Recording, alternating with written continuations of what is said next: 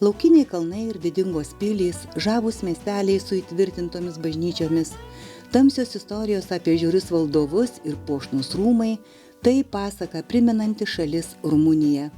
Ilgai buvusi skurdi rytų Europos valstybė dabar sparčiai vystosi, gražėja ir atsiveria turistams. Pirmasis miestas mūsų kelyje Oradėja, turinti nepaprastą tūkstantmečio istoriją, priklausiusi Transilvanijos kunigaikštystei, Osmanų imperijai, vėliau Austrijai. Dabar Oradėja yra vienas iš didžiausių industrinių, kultūrinių ir socialinių centrų Rumunijoje. Automobiliai palikę centro daugiaaukštėje parkavimo aikštelėje, pasukome į didžiulę Sąjungos aikštę. Oradėja miestą pusiau dalyja Krisurepede upė. Vienoje upės pusėje yra Sąjungos, kitoje karaliaus Ferdinando aikštės.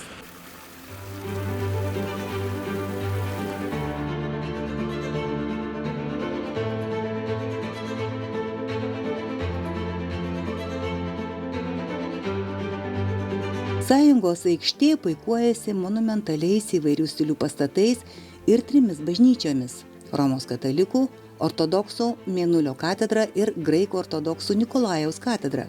Visai šalia aikštės stovi didžiulė žydų sinagoga.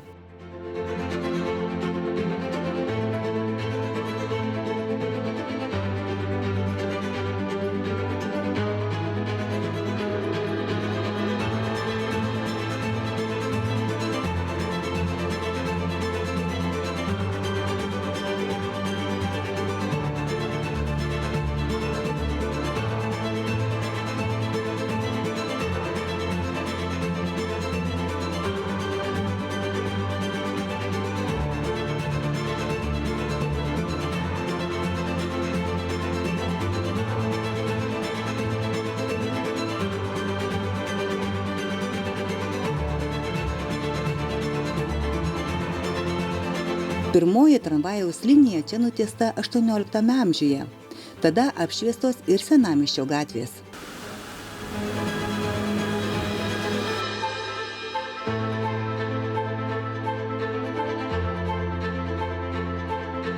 Perėjus tiltą patenki į karaliaus Ferdinando aikštę. Jos centre valstybinis teatras. Buvusiuose vyskupų rūmuose su freskomis dekoruotais kambariais įrengtas regiono muziejus. Oradėja dvikalbis miestas, dauguma miesto ženklų parduotuvių iškabų rašoma ir rumuniškai, ir vengriškai. Mieste gyvena apie 200 000 žmonių. Oradėja įdomus ir įspūdingas į atmintį stringantis miestas.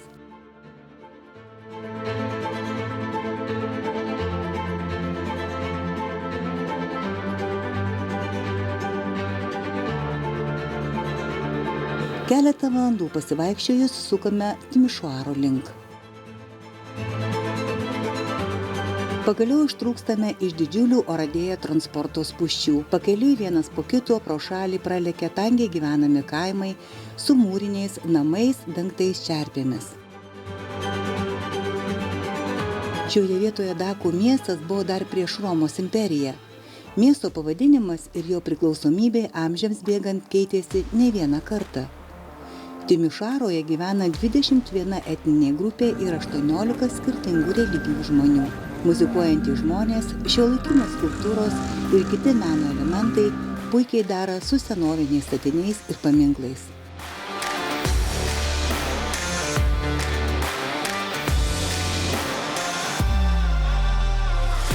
Vienoje iš 3 pagrindinių aikščių daugybė restoranų kviečia paragauti tautinių patiekalų.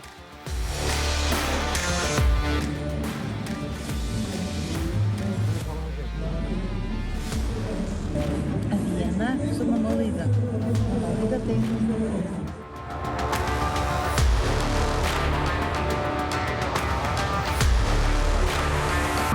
Turėjęs arklių traukiamą tramvajų, vienas pirmųjų Europoje elektrifikuotas miestas suklestėjo XIX amžiuje dvigubo vengrų vokiečių valdymo laikais.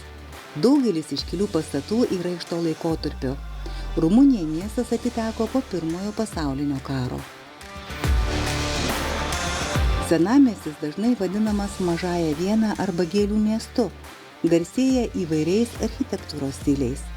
Tai labai elegantiškas, europietiškas, švarus, tvarkingas miestas, kuriame jautiesi labai saugiai.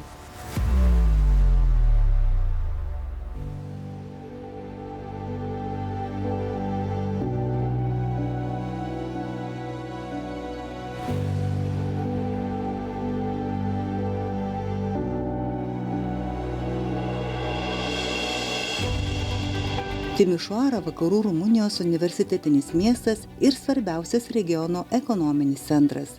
Išvystyta automobilių pramonė ir IT sektorius. Gyvena daugiau kaip 400 000 gyventojų.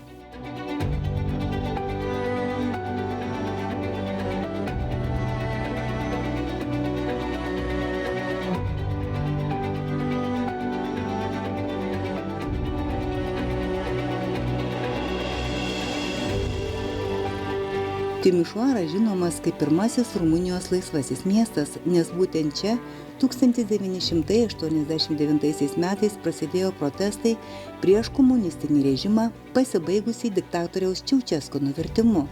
Tuos kruvinus įvykius žymi paminklai susirėmimų metu žuvusiems protestuotojams.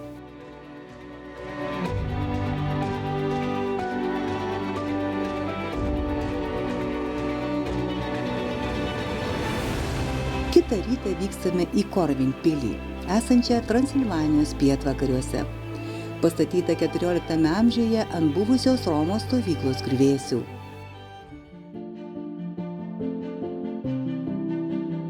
Bokšto aukštis siekia apie 70 metrų, į pilį patenkama pakeliamų tiltų.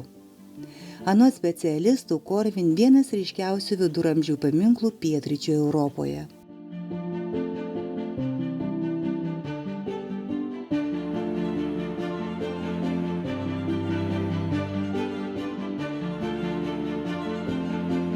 Pilies interjeras tamsus ir grėsmingas.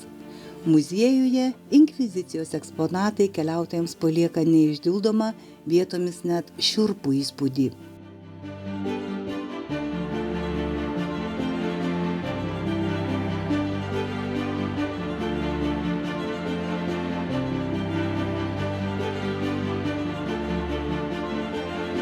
Per visą savo istoriją Corvin pilis turėjo 22 savininkus. 18 amžiuje viduramžių statinys paverstas geležies gaminių sandėliu. Pilis ne kartą buvo perstatinėjama ir remontuojama.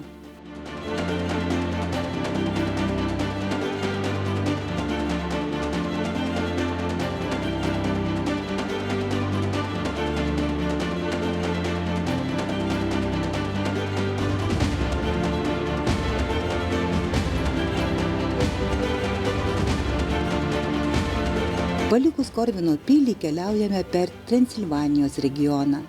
Transilvanija išvertus reiškia šalį už miškų.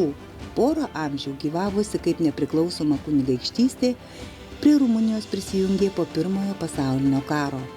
Tai paslaptinga viduramžių palikimu turtinga žemė. Virš 100 pilių, tvirtovių, apie 70 įtvirtintų bažnyčių. Sukame link Alba Iulia citadelės. Kadaise vadinta Alapulumo, buvo senovės Romos provincijos sostinė. Su romėnų įrengtais įtvirtinimais tarnavo kaip imperijos legiono būstinė.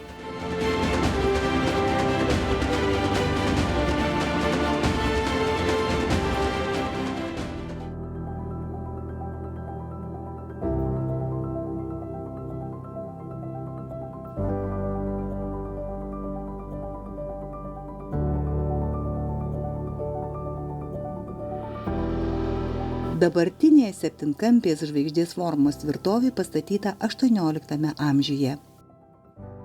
Norėdami patekti į vidų, ilgokai ėjome palei mūrines raudonų plytų sienas. Perėjus tiltą staiga atsivėrė senovinio prabangaus miesto panorama.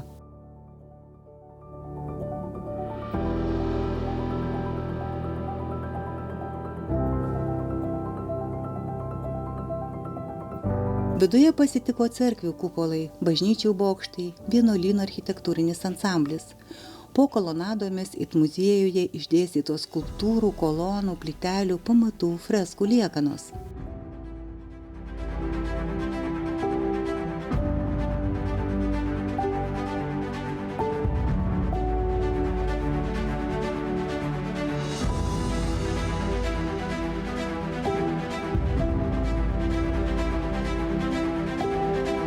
Citadelės skersai dalijančią pėsčiųjų alėją ėjome Švento Mykolo katedros link.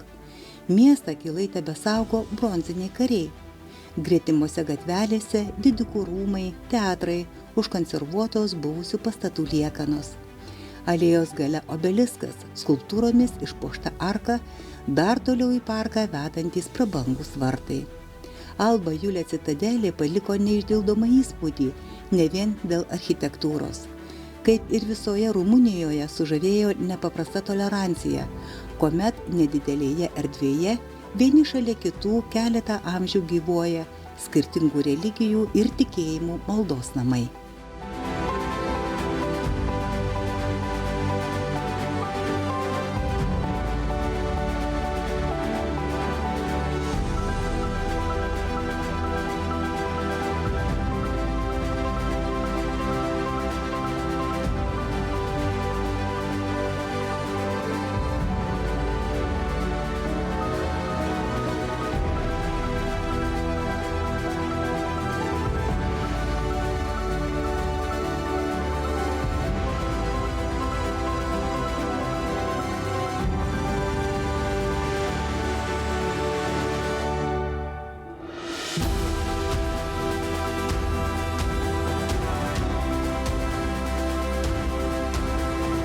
Jei patiko šis video, prašome paspausti nykštį į viršų ir tapti mūsų kanalo prenumeratoriais.